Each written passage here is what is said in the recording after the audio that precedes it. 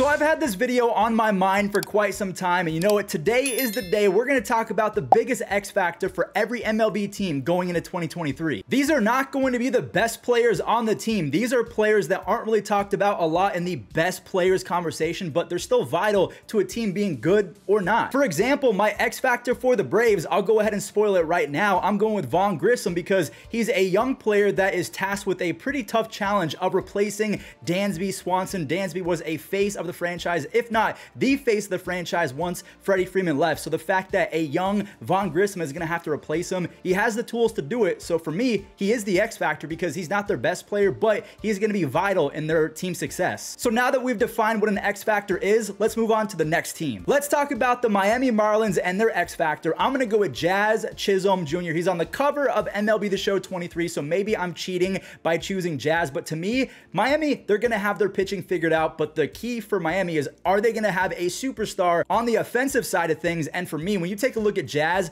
what he did in 2022, 14 home runs and 12 stolen bases with the 140 OPS plus in 60 games. You guys have to remember, 14 home runs and 12 stolen bases for the normal average baseball player over a full season is pretty decent. Doing that while basically missing 102 games, that's absolutely insane. The future of Miami, the keys are held by Jazz Chisholm, and if they're going to unlock their team success going forward, it's going to be because Jazz is raking. I know what you guys are thinking. A 184 batting average, a 67 OPS plus. Why is Brett Baty in today's video? Well, because if we take a look at what he's done in spring training, he has a home run, 2 stolen bases, a 471 on base percentage. Brett Baty is capable of doing crazy things as a big leaguer, and I truly believe that he is going to be one of those young players going forward that is going to put a team on his back at some point in the future, talking about the Mets and when they go to the playoffs. Brett Baty, I'm calling it right now, when it comes to the 2023 or 2024 playoffs, he is going to have a 2 home run game. He just has that talent. So for me, I know they have a lot of pieces in place to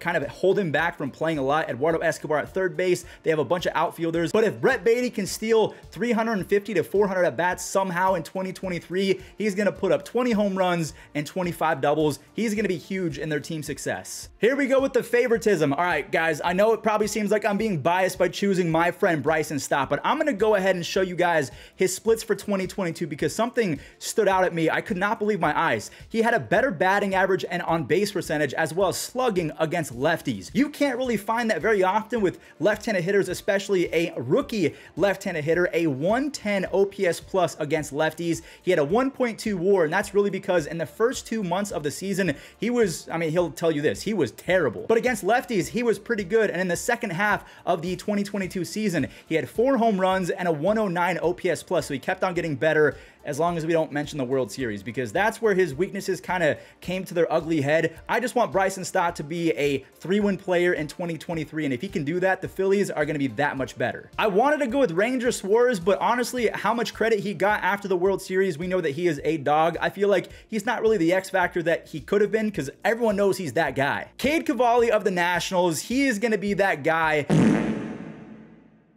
It still kind of blows my mind that Cody Bellinger is not on the Dodgers, but he is my Cubs X factor because, I mean, if we really are honest with ourselves, the Cubs rotation is going to be fairly solid. You have Marcus Stroman, Justin Steele is very underrated in my opinion. They added Jamison Taillon. If Cody Bellinger can revert back to the 2019 Cody Bellinger form when he had 47 home runs, 15 stolen bases, he was the MVP, he won a Gold Glove. Now, I still believe that Cody Bellinger can be a Gold Glove caliber center fielder no matter what he is doing in the batter's box. But imagine if he turns back into a 115, maybe a 125 OPS plus guy. The Cubs found themselves a star. I'm not going to say a superstar unless he's playing that platinum level defense or he does have a 130 OPS plus. But again, if Cody Bellinger gets back over that 100 OPS plus, the Cubs, they're going to be scary. They have a lot of young pieces like Seiya Suzuki. Trey Mancini is raking in spring training. That offense kind of surrounds themselves around Ian Happ and potentially Cody Bellinger. If we had to talk about the most underrated player in all of baseball, I honestly might throw my vote at Tyler Stevenson. Now that everyone knows Brandon Nimmo is that guy, he just got paid. Jose Ramirez, he's no longer underrated. Tyler Stevenson,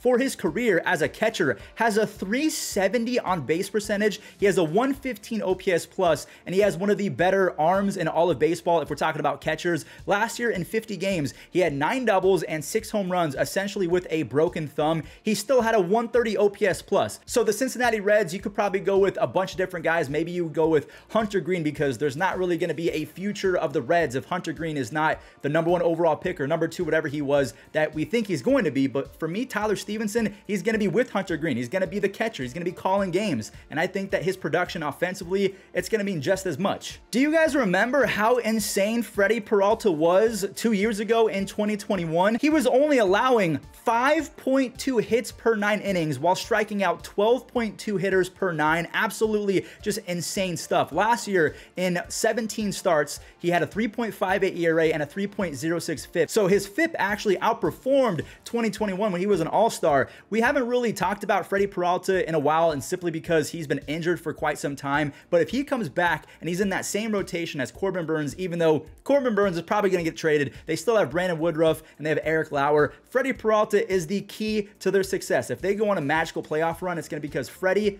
It's probably going to be because Freddy was healthy. He had 25 and 30 starts under his belt. He's going to be good. That's my prediction. So a lot of people would argue that Ke'Bryan Hayes probably can't be an X factor because he is the best player on the Pirates. Now, is that up for debate? I guess he is the best defender by far. I'd probably give the best player to Brian Reynolds. That's why Ke'Bryan Hayes is my X factor, because over the last few seasons, he's got 13 home runs over his last combined 232 games, which is crazy because in his first 24 games in the big leagues, he had 5 home runs, 7 doubles, and a 201 OPS plus over the last 2 seasons combined. Not only does he only have those 13 home runs, but an 87 OPS plus. So if the Pirates want to keep on building on their success behind the scenes, Mitch Keller is going to have to be really good. I almost went with Mitch Keller, who was just named their opening day starter. But if Ke'Bryan Hayes can unlock that power bat, the Pirates, I'm not going to say that they're playoff contenders anytime soon, but I mean, they're going to be good. And again, the being good part kind of relies on Mitch Keller and Roansy Contreras. But again, if we do get a powerful version of Ke'Bryan Hayes, that's huge. It still kind of blows my mind that Tyler O'Neill was fairly productive last year, even though he was kind of terrible at the same time. 14 home runs, 14 stolen bases.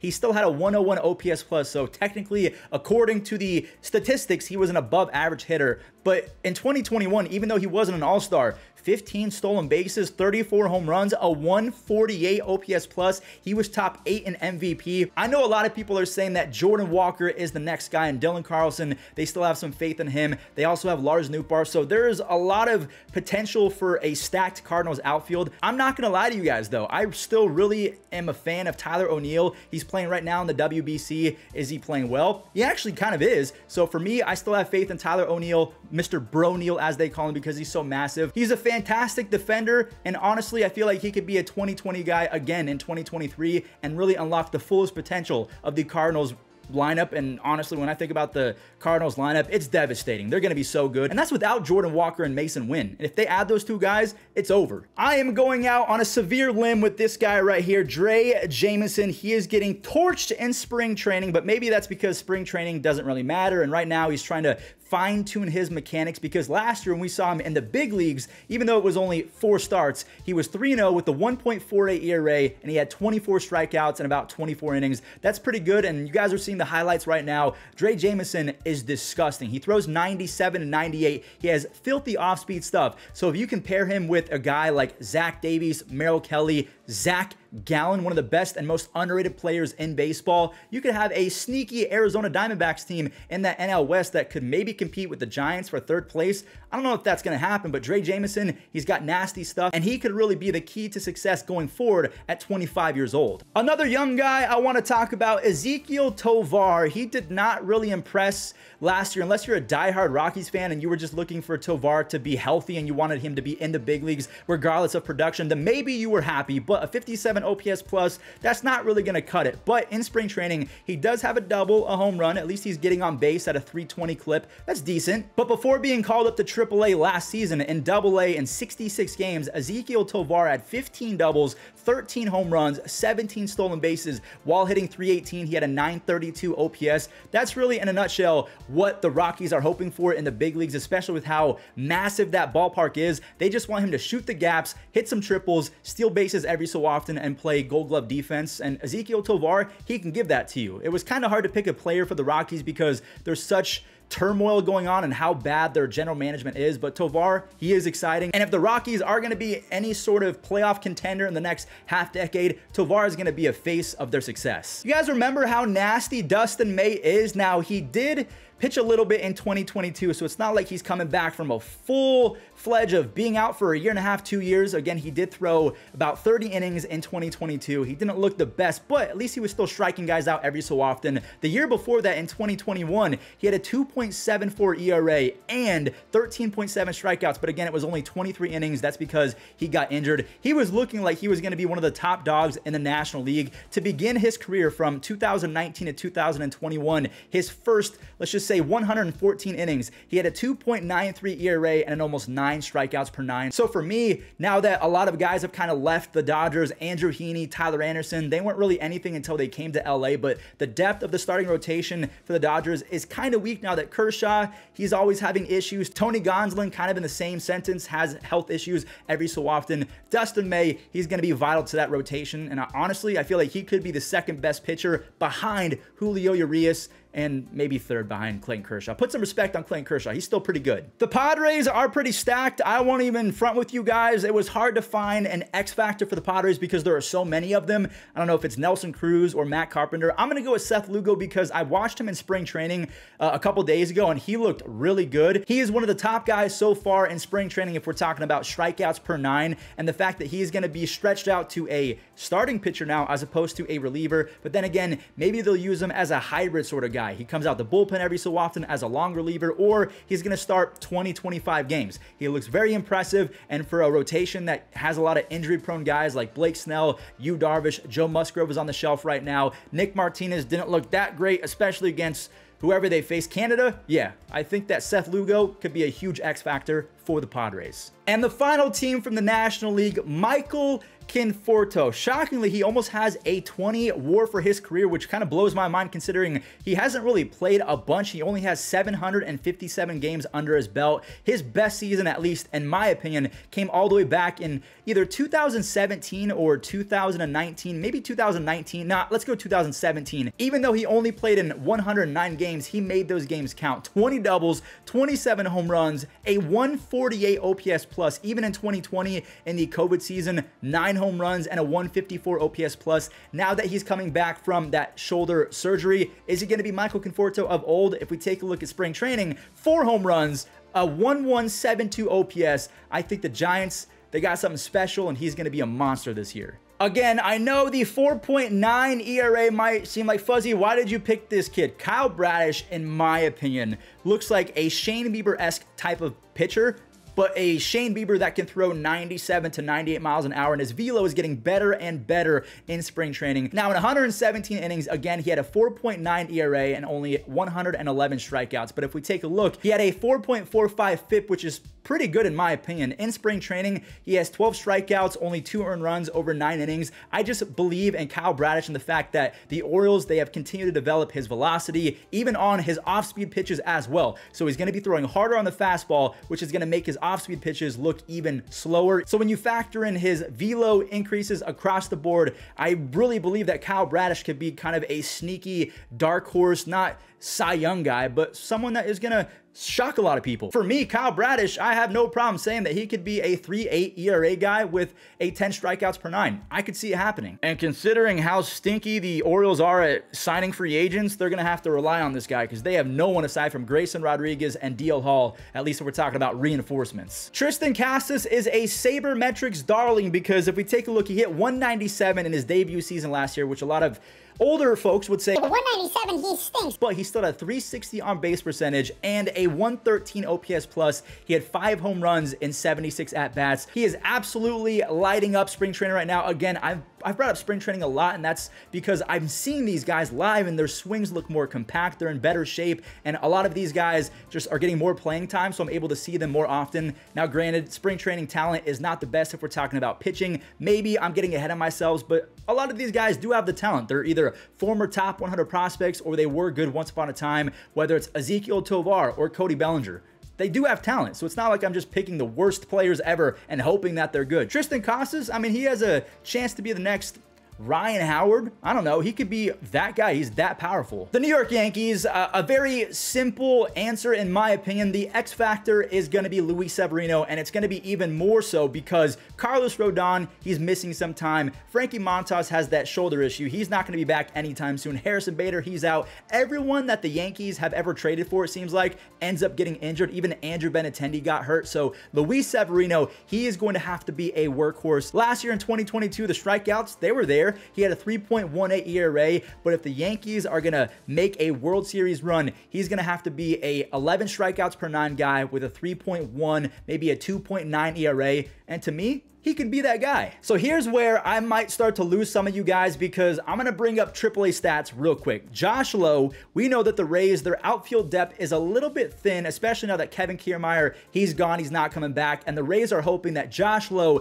can even come close to even 70% of what he's done in AAA. We can see that at AAA in 191 games, he has 55 doubles, 36 home runs, 145 RBIs, 51 stolen bases. So he's a 5-tool superstar when you factor in his 301 batting average and a 390 on base percentage. Josh Lowe, he is the younger brother of Nathaniel Lowe of the Rangers. So we know that hitting baseballs runs in their DNA. He should be good, right? Like if Nathaniel Lowe or Nate Lowe is going to pop off, so should this kid. And honestly, I feel like he's going to put it together. He's showing that right now in spring training with 3 home runs, 3 stolen bases, hasn't been caught once yet. He's hitting 308. This is the year that Josh Lowe becomes Grady Sizemore. At least I hope it does for my sake. Let's face it, the Blue Jays are stacked. They've added to their bullpen. They've added to their offense. They've added to their rotation. They have plugged in so many holes, and they were some big-time holes from 2022. The only problem is they gave so much money to Jose Barrios, and I almost went with Yusei Kikuchi because he is cooking people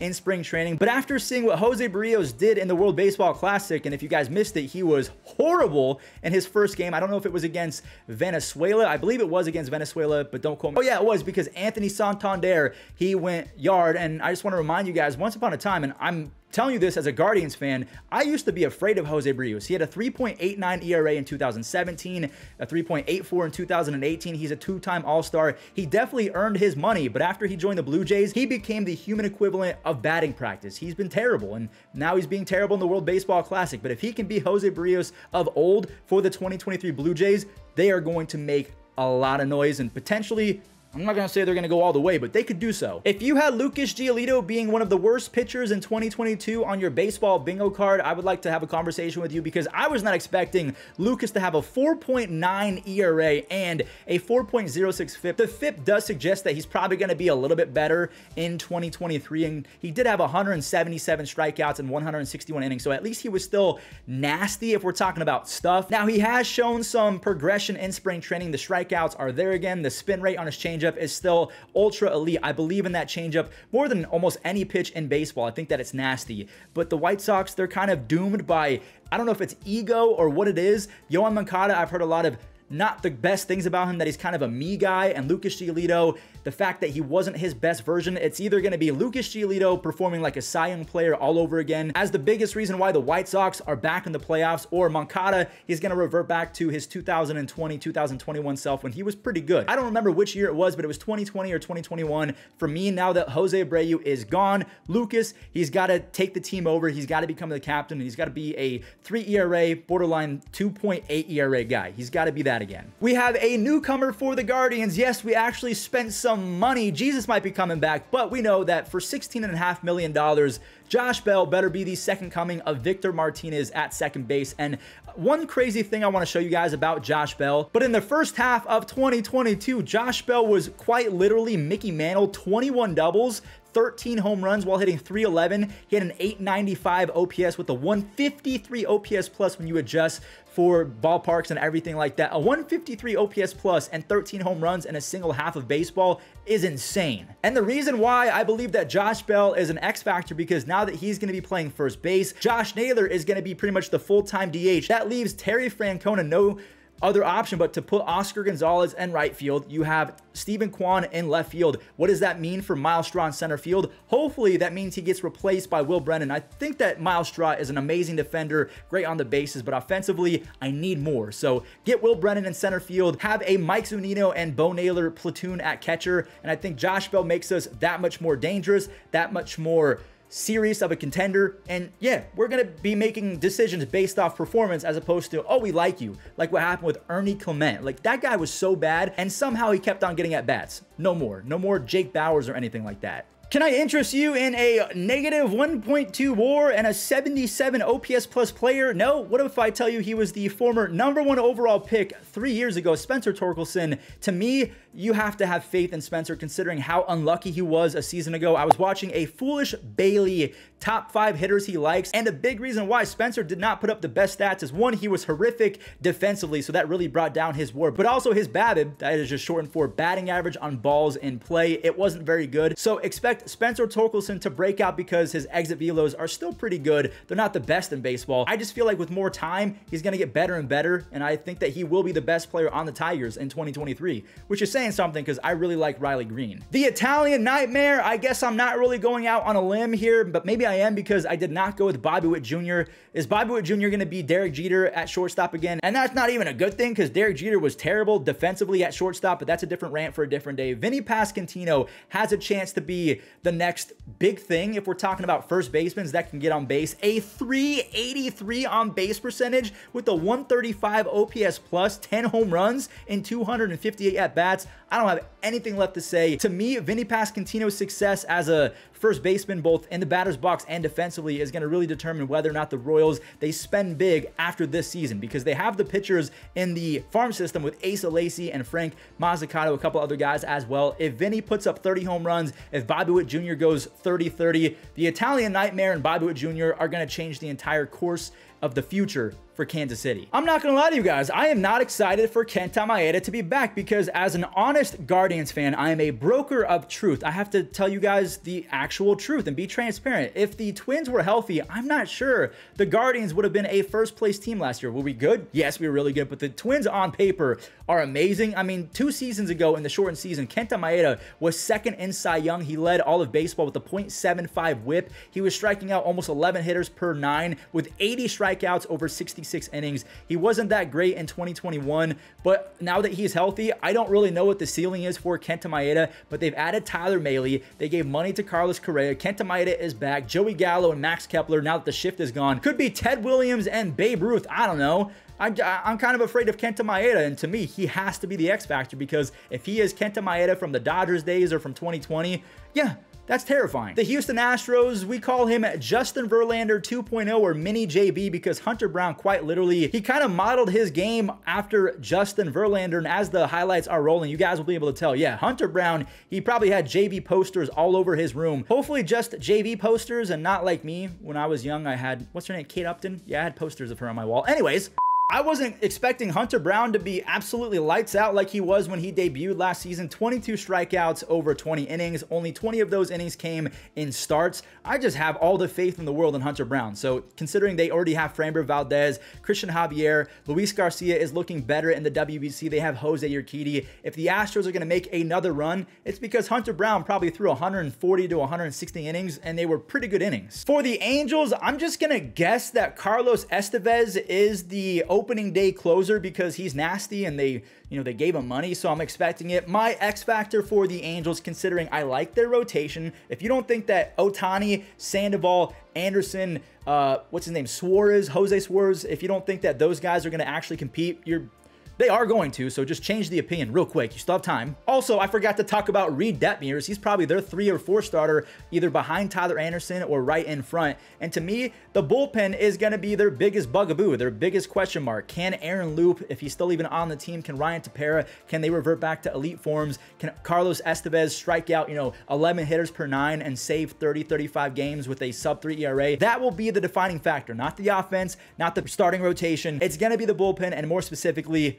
yeah, the closer. The A's X Factor. I wanted to be a fanboy and go with my guy, Daryl Hernaiz. He was the only piece in that Cole Irvin trade, but Esteury Ruiz, have you guys ever seen this dude's stats? Like, don't pay attention to his 2022 stats. He was a rookie. He hit 171, but look at these friggin' minor league stats. In 2022, in 114 games, he had 33 doubles, 16 home runs, 85 stolen bases while hitting .332. He had a .447 on base percentage and a .526 slugging. That is not supposed to be even remotely realistic or possible for a guy that can steal 85 bags. I mean, he stole 36 in 2021 while hitting 249. So again, he has shown that he has some massive holes in his game, but in AAA, he tore the cover off the baseball. In AA, it was even more so. I just think that Esteury Ruiz can be a superstar if he can put everything together, because he can be a 5-tool guy in the outfield. If Christian Pache does not perform, or JJ Bleday, Ruiz is going to get a lot of playing time, and he could be that guy. He is so talented. Speaking of talented, Jarred Kelenic has been one of the biggest disappointments of the last decade, in my opinion. He was the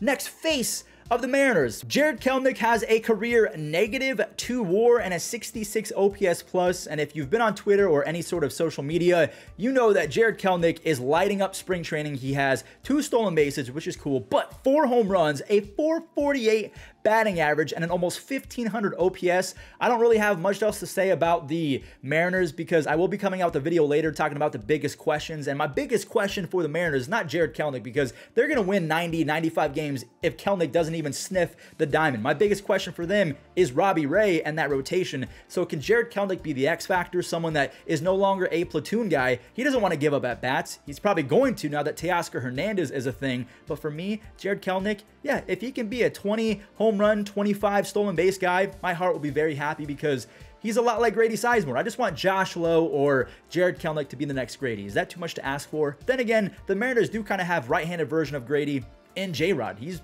that good.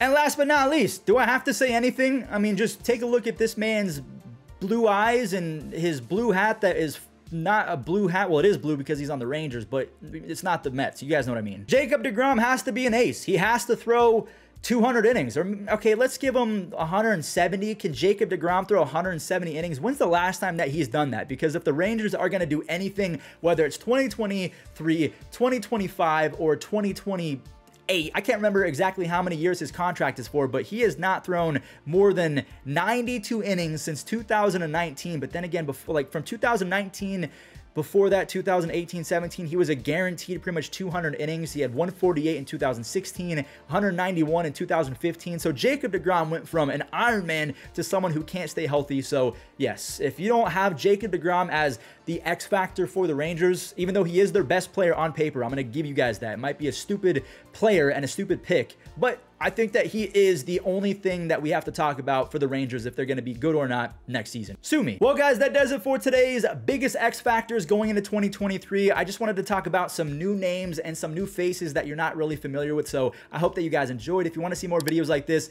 leave a like, subscribe, and I'll catch you guys in the next one.